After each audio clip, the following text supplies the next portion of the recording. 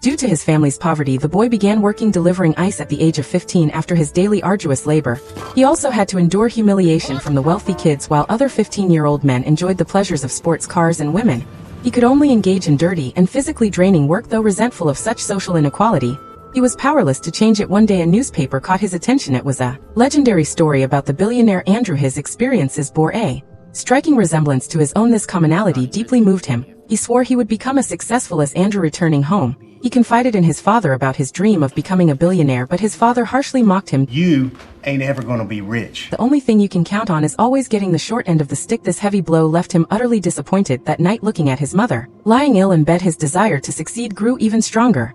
He refused to be trapped in this impoverished household and decided to run away from home. He promised to return as a wealthy man with the help of a black man. Red managed to sneak onto a northbound train after traveling day and night.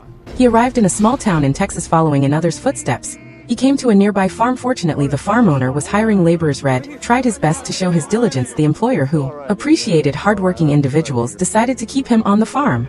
Work was arduous and Red's frail body struggled to cope. The stakes he pounded came loose easily while others were resting. He was reinforcing the stakes at night. Watching his companions gather to play cards, he fell into deep thought. Again, knowing that being just a pawn held no future, he mustered the courage to ask his employer how exactly one could get rich. The other did not refuse him. He invited him to sit down and slowly revealed the secret to his own success. The farmer told him success had many conditions, but only by becoming a leader in your circle could you succeed. Red asked him, "Then what if I finish the job tomorrow? Could you give me part of the savings?" The farmer laughed and said, "I appreciate that, but you can't possibly finish early." The next day his co-workers were surprised not to see him at dawn. They thought he had escaped, but upon reaching the fields they found Red had worked through the entire night. He had even devised a more efficient method, as orderly as an assembly line. This doubled the efficiency. Work that originally took 3 days was completed in just 1 day. By distributing payments, and his payment arrived ahead of schedule, the employer kept his promise and paid him double what others received. Thus, through cleverness, Red earned his first pot of gold. He immediately sent $20 to his mother. Suddenly a man wearing a gold belt caught his attention. Red did not hesitate to ask him the secret to getting rich. The man proudly told him, "In Texas, gold is